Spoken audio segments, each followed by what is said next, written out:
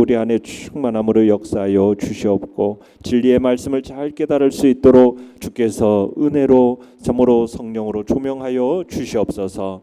주께서 세우신 우리 한누리 전원교회에 하나님의 복된 사랑과 은혜가 넘치게 하옵소서. 진리의 말씀 위에 견고히 세워 주시옵소서. 믿음 안에서 서로 사랑하고 연합하고 하나됨을 이루는 하나님의 거룩하고 복된 공동체가 되게 하여 주시옵소서. 생명수의 강물을 이 지역사회 안에 흘러내리는 복된 통로가 되어서 구원과 생명의 역사를 이루어가게 하시고 하나님의 나라를 확장시켜 나가는 복된 통로로 주의 교회를 사용하여 주시옵소서. 주의 교회를 흥왕케 하시고 부흥케 하시는 하나님의 역사가 나타나도록 아버지 인도하여 주시옵소서. 우리의 다음 세대들이 믿음의 세대들로 풍성하게 일어나는 복된 역사가 일어나도록 아버지 인도하여 주시옵소서. 우리의 자녀손들과 함께 하시고 어려서부터 하나님을 경외하며 지혜가 자라가고 키가 자라가고 하나님과 사람들에게 사랑스러워져 가게 하여 주시옵소서. 공부하는 자녀손들 지혜와 총명으로 덧입혀 주시고 저들의 배움의 터전들이 열려지도록 은총 베풀어 주시옵소서.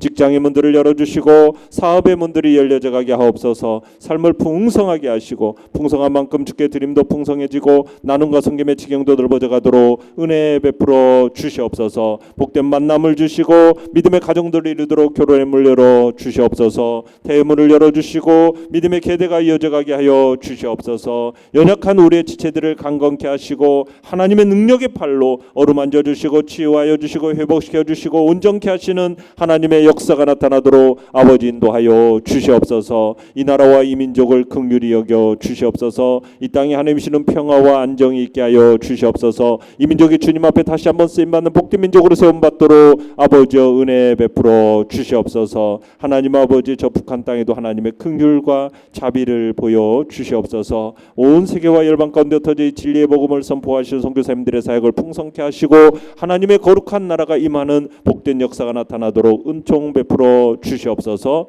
오늘 수요 예배 가운데도 하나님이 주시는 풍성함의 역사를 기대합니다. 함께하여 주시옵소서. 오늘도 주의 사랑과 은혜를 기대하오며 예수님의 이름으로 기도합니다. 아멘. 하나님 말씀 창세기 15장 12절에서 21절의 말씀입니다. 창세기 15장 12절에서 21절의 말씀, 우리 한 목소리로 같이 읽겠습니다. 창세기 15장 12절에서 21절입니다. 시작. 해질 때에 아브라함에게 깊은 잠이 임하고 큰 흑암과 두려움이 그에게 임하였더니 여호와께서 아브라함에게 이르시되 너는 반드시 알라 내 자손이 이방에서 객이되어 그들을 섬기겠고 그들은 400년 동안 내 자손을 괴롭히리니 그들이 섬기는 나라를 내가 징벌할지며 그 후에 내 자손이 큰 재물을 이끌고 나오리라.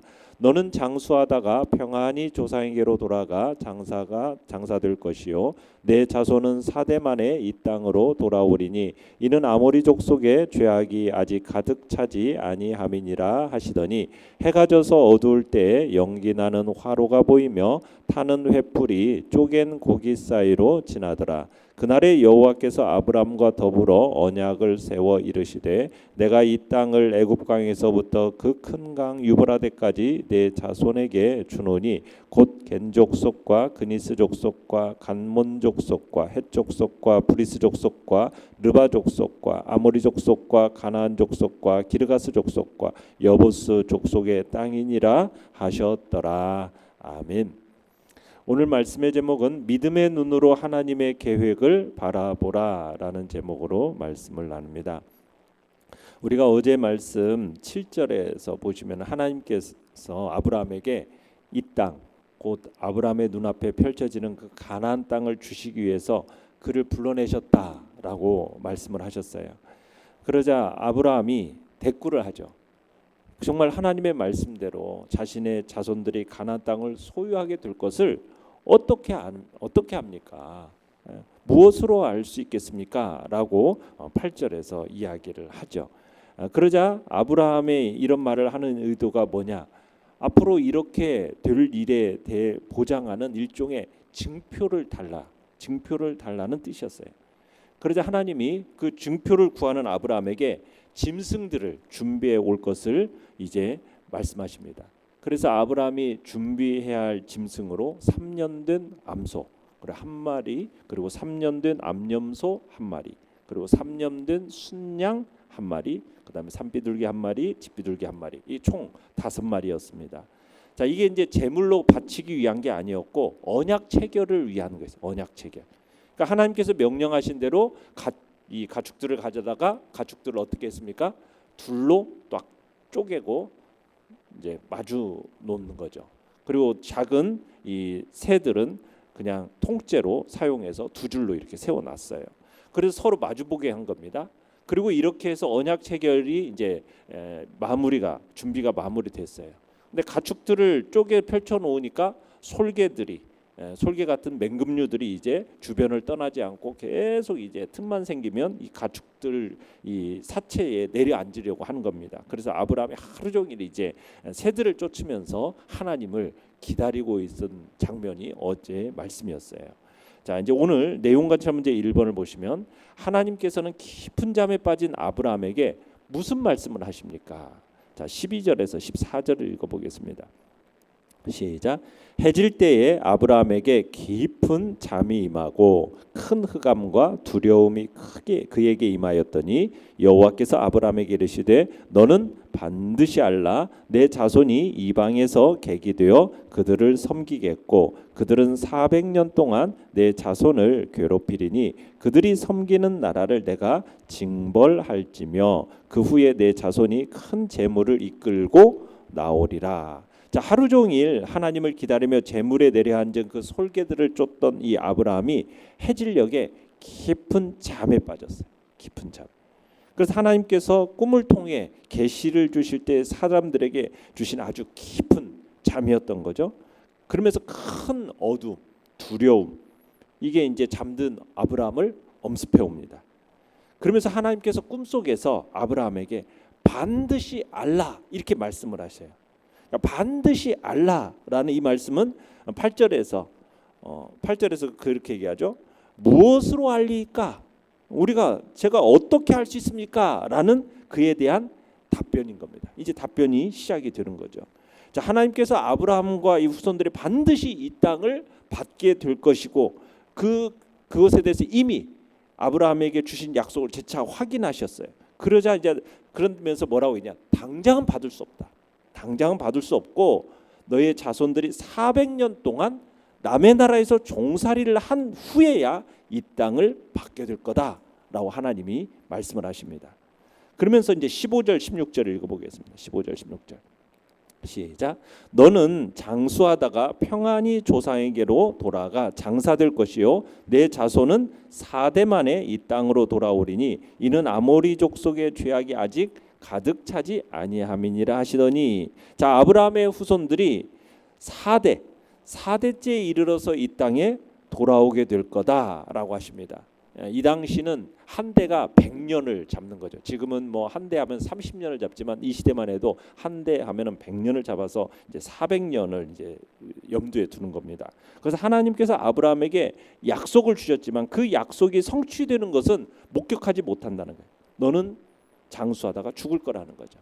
또 이 약속이 성취되기 전에 너의 아브라함 자손들은 많은 아픔과 고통을 경험하게 될 거라는 거예요. 그리고 드디어 때가 차면 하나님께서 이스라엘을 종으로 부리는 그 나라를 벌할 것이고 아브라함의 자손들은 그 많은 재물들을 가지고 그곳을 떠나게 될 거다.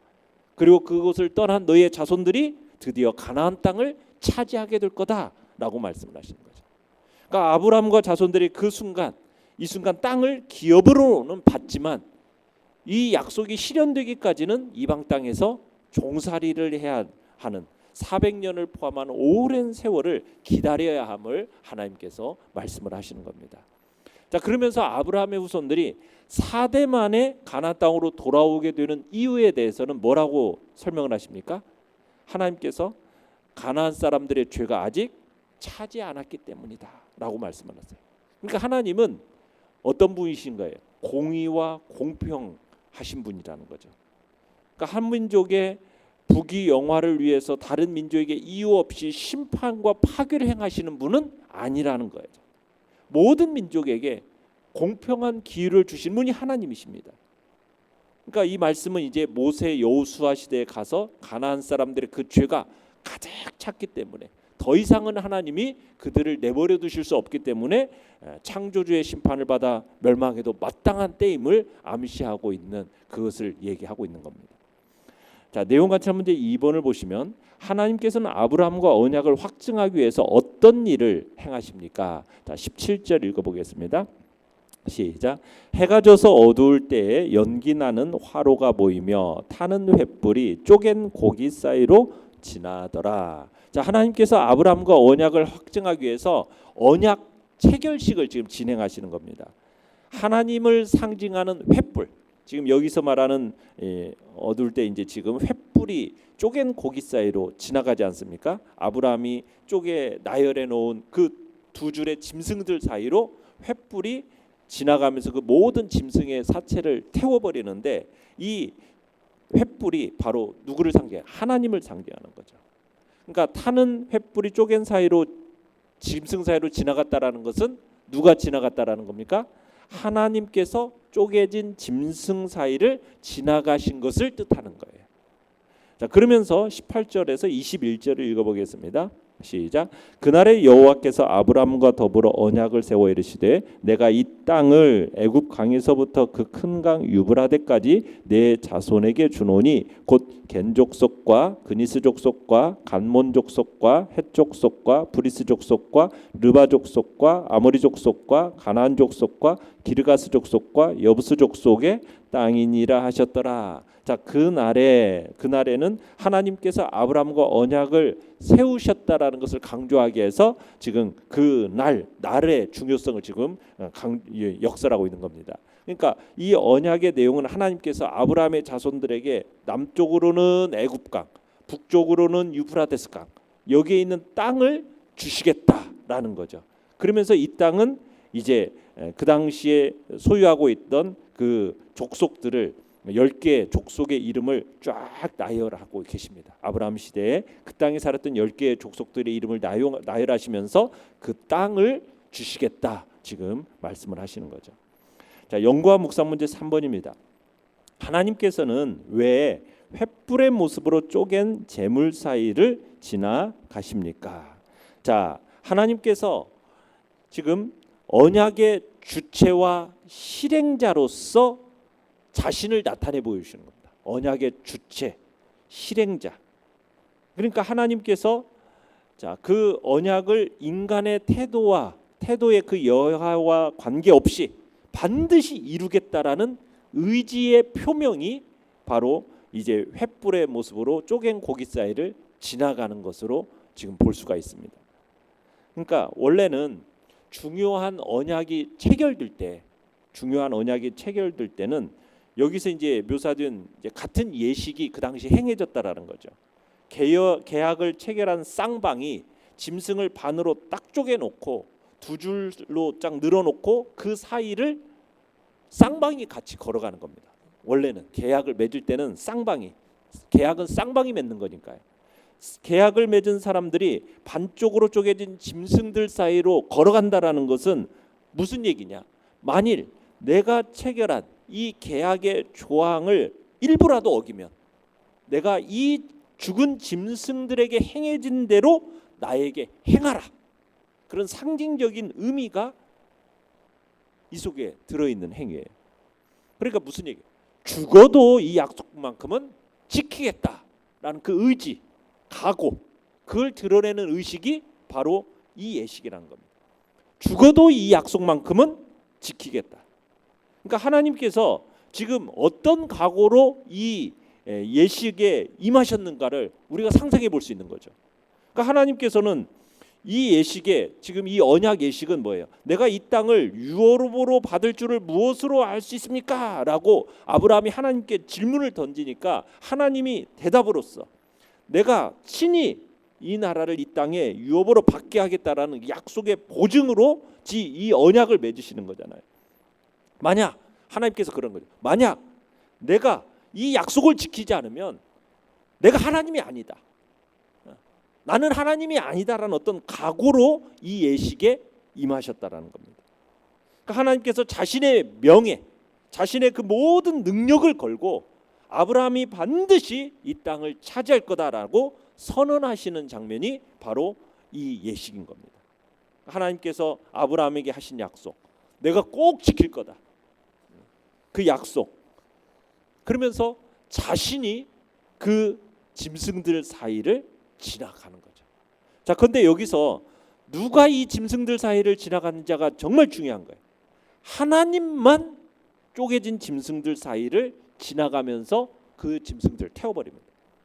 아브라함이 짐승들 사이에 지나갔습니까? 아브라함은 지나가지 않았어요. 이 사실이 의미하는 바가 뭐냐? 하나님과 그 백성들 사이에 맺어지는 언약은 일방적이고 은혜로운 계약이라는 겁니다. 일방적이고 은혜로운 계약.